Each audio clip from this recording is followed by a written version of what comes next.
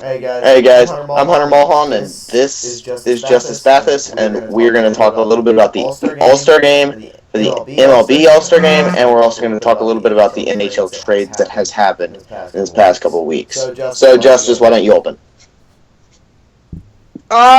You guys want to start with the MLB All-Star Selection Show today? Sure, but I said you should open, so go ahead. All right, so let's talk about a little bit of the MLB All-Star Selection. Obviously, the All-Star Selection Show happened about 2 hours ago, where they selected all the starters, including the pitchers. I mean, they pretty much read off the fan vote, but yeah. So let's just go through with in depth of the starters. Hunter, what do you think about the AL starters? I think there might be a little bit too much of the Red Sox. I know David Ortiz. This is his last year, and he's doing very well. And there's a fly flying around my head. But the Red Sox definitely do have like a good core, but I don't think that they needed two of the outfield spots. I think there's other guys that are deserving of that outfield spot. I think Salvador Perez, obviously he was going to be the starter because he just completely just was voted in by pretty much all fans, I bet, because he had about 2 million votes at the very end of the week of the first couple of weeks. I have no clue what he ended up with, but I'm pretty sure he was the leading vote getter. I think that. The infield. Oh, okay, that's the NL. Never mind. I'll talk about that later. I have to agree with you with the Red Sox. I mean, other than Jackie Bradley's 28-game hit streak, I haven't seen that much of him. I mean, yes, he has had a solid season.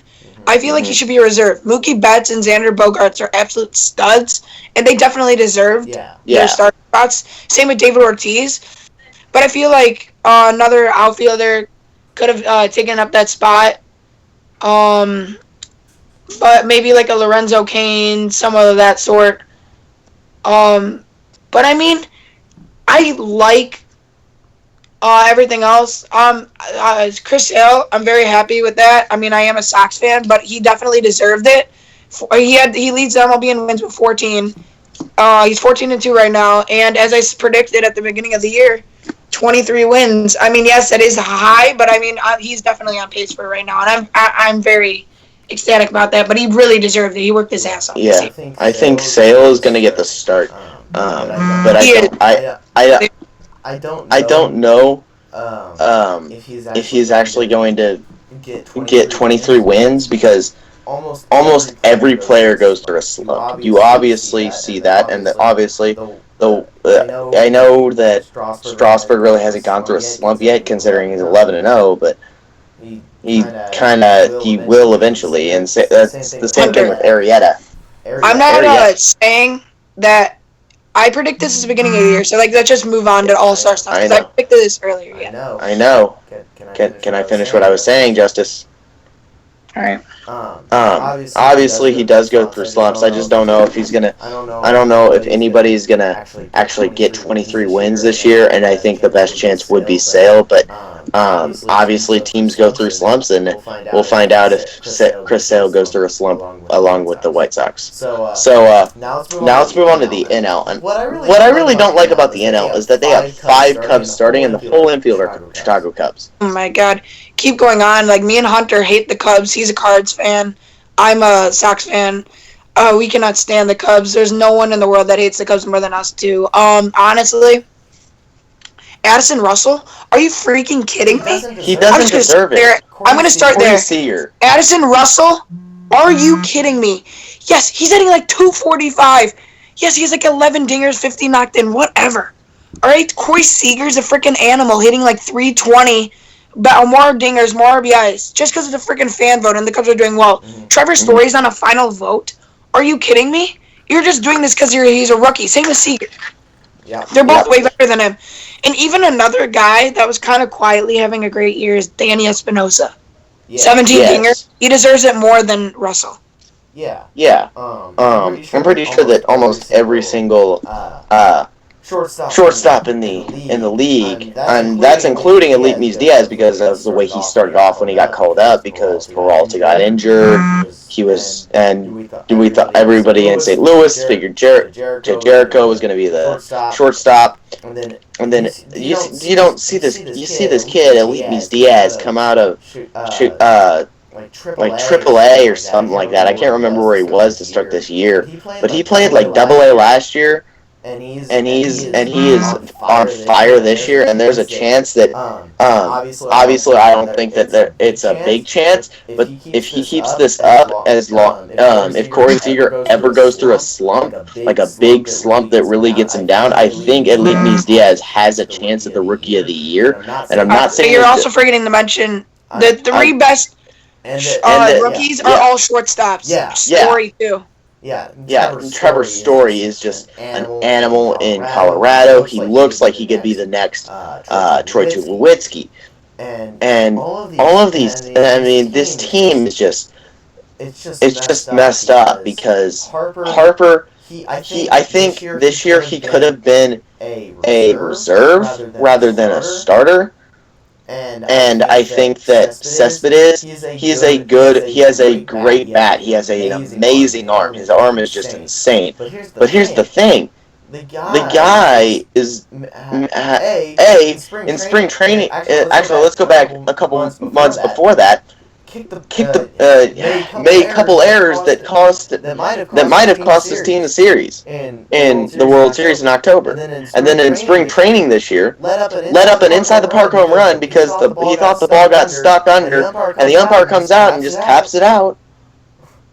The guy, he's a great hitter. He's just an amazing hitter. Has amazing power. Has an amazing arm. I mean, if you've seen the throws that he's made since he's been in this league, he's really gifted. All the athletic tools. I mean, the guy's fast, and he's like 225 pounds, 5'11". This kid's huge. He's already won 2 home run derbies. Speaking of the All-Star game, I mean, yes, he really does deserve that starter spot. I know he has screwed up, but I mean, Hunter, that's spring training and last year. That's not this year. He hasn't not made that many errors. He's been working on his game. 20 dingers, 50 knocked in. He really deserved that spot. Now, Bryce Harper, I really want to talk a little. Sorry, Hunter. I really want to talk about that. Harper, really down and disappointing year for him compared to what he was expected to do. 42 homers, 99 knocked in, hitting .330 last year, was an NL MVP. Yes, he was expected to do much better than that this year. He is really disappointed. Yes, he's on pace for like 100 RBIs, but he's just not hitting. 260, that's an average hitter.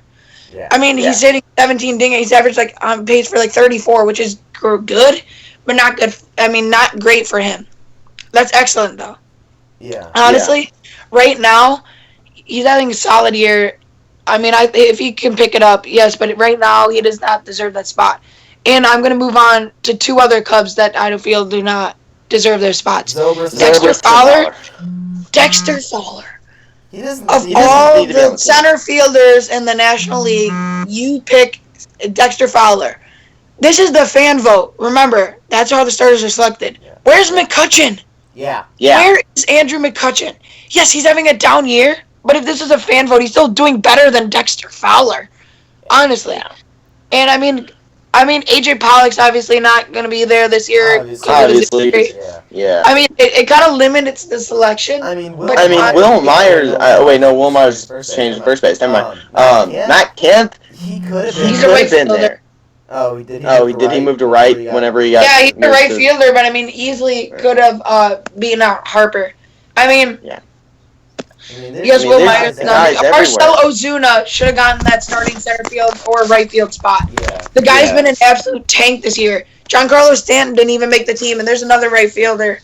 I mean, yes, he's having a down year. Remember, he's coming off his shoulder surgery. But Stanton has really kind of been not Giancarlo disappointing Stanton. For him. It's kind of been a bad year for him because of all the stuff he's done in the past and all these 500-foot home runs and stuff like that. And he's really not that hot. He was in a slump. He struck out a bunch, and that's why he's the biggest reason why he's not on this All-Star team. Yes, but also, Marcelo Ozuna leads that team in home runs, 17. Yeah. That's very good. But Mozuna's also hitting. What is he hitting? Like 305, 310? Yeah. The guy's a great player. He's only 24 years of age. The guy's just got so much room to prove. He's quietly going to be in the final 5 or 10 for that NL MVP this year, quietly. But he really deserved to start this year. Fowler, get out of here, honestly. And Ben Zobrist at second. Let me just finish this one up. Ben Zobrist, remarkable year. Not as great as Daniel Murphy. Daniel Murphy is the best hitter in all of baseball this year. Ben Zobrist is having a great year. Not as good as Daniel Murphy. He should be a reserve. Yeah. I mean, the only thing I really don't like about here's what I don't like about the All-Star voting. I mean, the All-Star team and the All-Star game in general. Every single team, even if you suck, you have to have one player on that All-Star roster. That's why the Phillies have Phillies were not that bad this year. Yes, they're under 500, but they're not like the. I know, but they got a random. Odubel Herrera, he's been solid. Yeah. But there's plenty of other guys that probably could have taken his spot had there not been every single team needs a representative. But they just want money, Hunter. They want to check more fans. Yeah. Obviously, it's going to attract more fans, but I just think that you should be a fan of baseball. No matter who's playing, you should watch the All-Star game. No matter who's playing, no matter if your team does not have a representative. That's 2012. The Royals were hosting it. They had to have a representative. They chose Billy Butler of all players. He was really good that year. He was, but I don't know. He could have. I mean, there's players on that team in 2012 that. For the Royals that could have easily made that roster instead of Billy Butler. No, he had over 100 RBIs that year. He was insane. Yeah, it was the year of his career. No one would have taken his spot on the Royals that year. Yeah. But I mean, there's just it's just like you have the Braves. I mean, Turhan is just an amazing pitcher, but that's all they got. They have one player basically. You should request Freddie Freeman could have been on there. Freddie Freeman could have been on there. But he didn't. Freddie Freeman has not been as good as... Yeah, because he hasn't been as good as himself. Listen, it's need at the position. They don't need another first baseman. They got Rizzo and Goldschmidt. They don't need another guy. I know. Yeah, I know. I mean, yes, their pitching's spectacular, but Tahiran is having a fabulous year. Honestly, that guy should request the trade. No run support at all because it's the Braves. The guy's pitching his heart out. 2.5 ERA, and he's like 3-7. Are you kidding me? I never said that he sucked. Are you kidding me? Justice? I'm not talking to you. I'm talking to the viewers. Like it's just that. Yes, he plays for the Braves. That's why he's not getting the publicity that he needs to be a good player. But the Braves. Sorry, you go. He's just. I mean, the Braves have good players. They just don't have great players. They traded away Jason Hayward. Jason freaking Hayward could have started over. Jason Hayward's god awful. 3 home runs or something. Get out. I mean, he's not. He hasn't shown the hitting that he has, but his defensive ability is very good. He's a very good. Not as. I mean, moving to AL, not as good as Adam Eaton's, though. I mean, Adam Eaton got snubbed. Yes, he had a great start to the year. He's been pretty solid, around 285, few dingers, a solid amount of RBIs, but his defense is the best in MLB. He's thrown the most players this year. He's been spectacular, and he steals bases. He's a dirty player, and he'll do everything for you. I mean, the second base position could have been so much better. You could have Daniel Murphy. Neil Walker could have possibly. He's had a really solid year. I'd agree. Neil Walker could have made it. Zobrist has been better than him, but not better than Murphy. Yeah. I mean, there's guys all around the league. Kong, if he hadn't went out and just has been under investigation for rape now. But I mean, he got injured. Jung Ho Kang. Yeah. Like if he didn't get injured, there's a difference that he could have been a way better player this year than than he is. And Matt Carpenter's been solid, but I mean, I'm surprised it was the Cardinal to get selected. I thought it was going to be Wang O or Yachty. Yeah, the Cardinals. Obviously, the Cardinals got snubbed for plenty of players. They got snubbed from Yachty. Could have made that roster instead of Lucroy because of the team that Lucroy's on. And Yachty is honestly, in my opinion, and most opinions of not only Cardinal fan but some other fans besides maybe Giants fans because of Buster Posey. Yadier Molina is the best defensive catcher in the game right now. His arm is just amazing. He could pick a curveball out of the dirt and throw out a guy. And this was like Billy Hamilton's first year. Picked up a curveball out of the dirt from Adam Wainwright. Everybody knows how dirty Adam Wainwright's curveball is, along with Clayton Kershaw. Picked it out of the dirt, and Billy Hamilton's going, and he just nails him. I mean, Billy Hamilton, his rookie year, he was the fastest player in baseball, and he rarely got caught. You know who caught him? Yadier Molina. I don't think Posey got him. I bet he might have got called up after the Giants already had played the Reds or something like that. But there's good catchers out there in this league. Some don't get as much respect as others. I feel that instead of they made this big mistake, and I'm pretty mad about this. Molina could have gotten there. Ramos deserved it more than Posey. Wilson Ramos has had a spectacular year, but I'm mad about this. Lucroy made it. Mm-hmm. Ryan Braun's in the final vote, but Lucroy made it. Ryan Braun could be your starter in the outfield, and he can move Cespedes to center. Get out of here! Are you kidding me?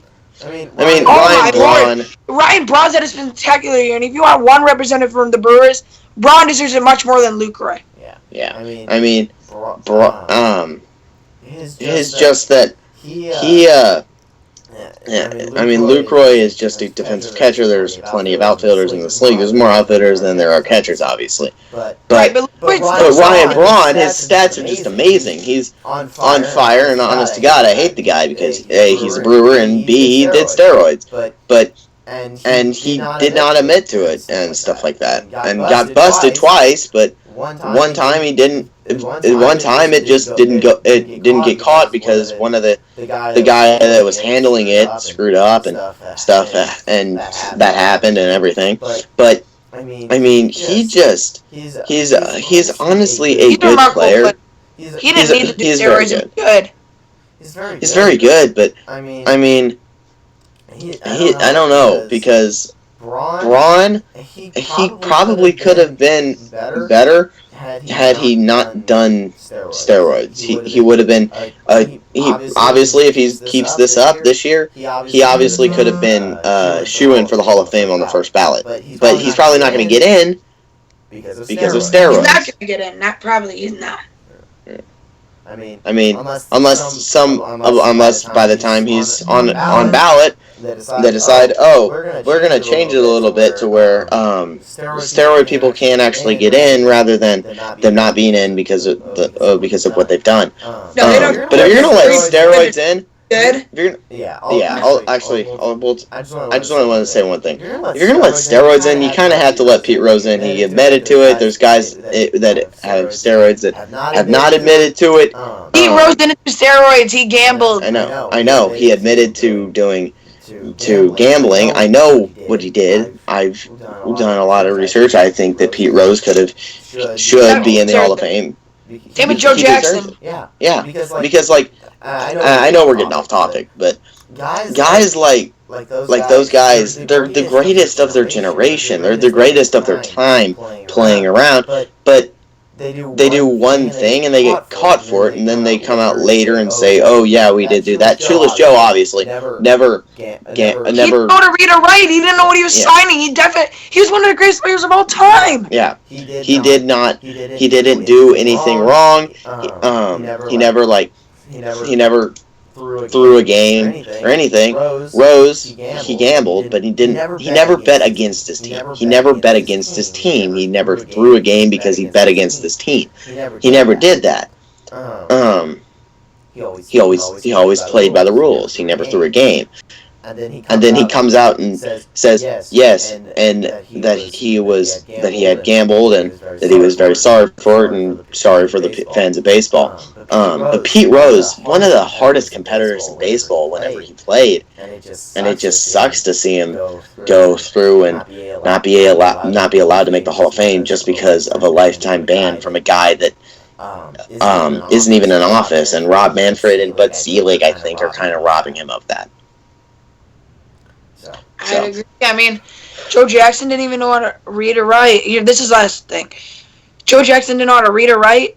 He didn't mean to throw a game. They just told him to sign his name. He barely knew how to write. He didn't know what he was signing. Are you kidding me? Now he's get out. Average lifetime 356 hitter. The guy's an animal. One of the best players of all time. Top 5, for sure. I mean, he wasn't really a power hitter. One of the greatest hits. I mean, he didn't... One of the greatest hitters. Of course, he did play in the dead ball era where... Yeah, before him, Babe Ruth. Well, before Babe Ruth. A little bit. I mean, they kind of met at the end of his career, but... Anyways, let's go to the NHL. Yeah, let's talk a little bit about the trades that happened in the NHL. What do you think about the Predators and the trading of Weber? What do you think about that? Good trade for Montreal. Terrible for Nashville. Montreal's looking for a leader. They found that in Shea Weber. Shea Weber is, in my opinion, is better than PK Subban. Better offensively. Yeah. Obviously, he was one of the best, arguably the best slap shot in the game. And he's more physical. And, I mean, the actual defense, they're probably about equal. Subban's just a terrible locker room. He's not great in the locker room. And Weber provides a leader for that Montreal team that was searching for a leader. Mm-hmm. I mean, they still have good offensive players like Max Pacioretty. I mean, the signing of Andrew Shaw is going to help physically, but I mean, watch out. I mean, they have Carey Price down there, but they need a leader, and they found that at Shea Weber. Now, on the Nashville side of the trade, Nashville got PK Subban. PK Subban is a great player, but they went younger, and that's I think what they're trying to do. But he's not as near the leader Weber is. Yeah. I'm actually on Bleacher Report right now, looking to see what other stuff is happening with the trades and stuff like that. See if there's anything new that has happened. I mean, what do you think about like the What do you think about like Steven Stamkos staying in right choice? Tampa Bay is still a contender. I don't think he should go to. I mean, Mike Babcock's a great coach. Shouldn't have gone to Toronto. They wouldn't be able to win this year. Stamkos wants to win. He announced on his Twitter, which is why I predicted he would stay. He said, "Boys, we still have some unfinished business here." Yeah. They know how to win now in the playoffs. I think they're going to be a contender for the Cup this year. They're a very tough team, and I like how he stayed. Smart, good signing by Tampa. Yeah. I'm looking at the top, the best players left on the trade market. Scott Hartnell of the Columbus Blue Jackets is still on the trade market. What do you think? If he actually does end up leaving Columbus, where do you think he goes, and why do you think that they would trade him in the first place? Somewhere like Chicago or something like. I feel like he'd go to Chicago or Pittsburgh or some sort of contender that needs another winger. I feel like Chicago would be a good fit because we're looking for, after losses like Shaw and Ladd, we need some more physicality. Yeah. And Hartnell provides that, but he's also a good scorer. The Hawks need another winger also with certain absences, and he could also be a mentor to young guys. Now, Pittsburgh, I mean, we're a contender. The Hawks are a great contender, obviously. 3 cups in 6 years. But now, if you go to Pittsburgh,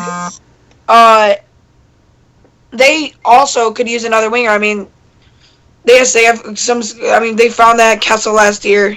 Hornquist's been solid for them.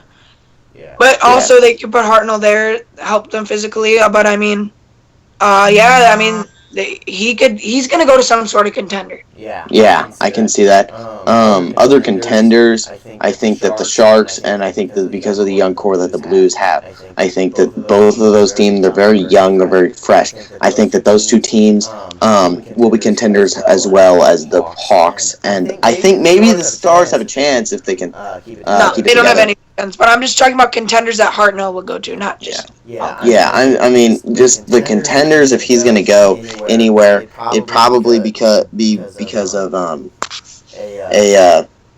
probably because of something like if he's going to leave, it's going to be because there's a really good deal and there's going to be guys that will really take it. Ryan Nugget Hopkins is still on the trade market as well. Ryan Hopkins. Yeah. Another number one overall pick by the Oilers. Edmonton. Keep him if you're trying to get good. You look like you're trying to get good by signing Lucic, and then you make the stupidest trade. Hall for Larson? Are you kidding me? Taylor Hall's already a star. Larson's an up-and-coming, solid defenseman. Really, he's going to be a top 4 defenseman for you guys. All right, that's cool, but you're going to trade your best player for him? Right. That doesn't make any sense. Tyson Barrie's still on the trade market from the Avalanche. I think the Avalanche definitely are in rebuilding mode. I don't think that their team. I think they're a young team that needs a couple of veterans. I mean, and I think Barrie could be that. Last year to St. Louis. I mean, they lost some guys, but they still have a solid young team. Barrie, as you mentioned, Nathan McKinnon's pretty good. He's gonna be a stud. I mean, they lost Ryan O'Reilly too, but I mean, they still got some talent there. Rick Nash is also still on that trade market. I think he's going to go to another contender. Yeah, those Rangers don't want to pay his salary. I mean, he's still one of the top 10 wingers in the game. I mean, the guy's big, fast, strong. Has one of the best shots in the game. And great puck work, too. I mean, the guy's he's just an animal. I mean, a lot of people are saying he'd be one of those guys in the expansion draft, and New York doesn't want to pay his salary because they're just looking for what's going to work. They've been to the finals, and it hasn't worked out. Now, I would like to see, what could happen? Nash is going to go to some sort of contender. Otherwise, he's going to go to a young team to provide a veteran presence. Ben Bishop, from the Tampa Bay Lightning, is on the trade block. They're not going to trade him. He's staying. They're not expected to re-sign him next year. So, there's a possibility that he trades, that he gets traded sometime this season or sometime this off season. Yes, he's a very good goalie. But his younger years. His younger years with the Blues were just not that great. He just wasn't as good as he is. Kevin Shattenkirk of the Blues. I could see the Blues trading him because they need they want a guy to replace David Backes on that team. So why would you give up Shattenkirk? He's one of those young top 2 or 4 defensemen. And I don't see you guys trading him. But you never know. After that Taylor Hall trade, anything can happen. Gabriel Landeskog. Landeskog of Colorado too. He's part of their young core. They have to give him a lot to get him because Landeskog's a really good player. They need a presence, and Cam Fowler is the last one. Anaheim's not going to trade him. They have great offensive Perry, Getzlaff, and some young wingers like Emerson Etten. They found some solid players. Cam Fowler's one of their youngest defensemen, and he's an absolute stud. He's not moving, or I'd be real surprised if he is. I don't see it. All right. That's all we got for today. I'm gonna actually let Justice talk a little bit about the Kevin Durant because I already gave my opinion. So I'll let you talk about what you think is going to happen for Kevin Durant. Should I start? Yeah, go ahead. I'm shocked. I'm gonna say this for you. Kevin Durant is a warrior. That just sounds so weird. Kevin Durant could have done it in OKC. He had talent. him and Russell were the best duo in the NBA. I'm just in shock. He is unfinished business. He's going to return. I don't think Golden State's going to win it this year. Remember, fans, there's one ball and there's 4 stars. Not going to work. Green and Thompson are not going to they all don't get as many touches as it is. I mean, they're talented players. They'd be as superstars on any other roster. Yeah. They're just good players on the Warriors. They're all-star players on the Warriors, not superstars. They have four guys that could have max contracts anywhere else. Steph Curry, Kevin Durant, Klay Thompson, and Draymond Green. But listen to this. This could ruin the Warriors. In a couple years down the stretch, KD is going to go back. I feel KD's going to go back. Assuming that they still have hold on. What if they lose Klay and Dre? Ooh. I mean, that won't be good, but it could happen. Stephen Curry's also a free agent after next year, and I want to see what happens. But I'm going to give you a couple teams that I feel can beat the Warriors. San Antonio Spurs. Yes. Veteran guys know how to play together. Kawhi Leonard will D up KD, and Greg Popovich knows how to do something with his guards. Now, I feel also the Mavericks are going to be a surprise team in that conference. Look at their lineup. They got some young guys. But they're going to be very good. I feel the Mavericks are actually going to be pretty good. Yeah. But I think Portland's also going to give them a tough time in that conference. I want to see what OKC could do.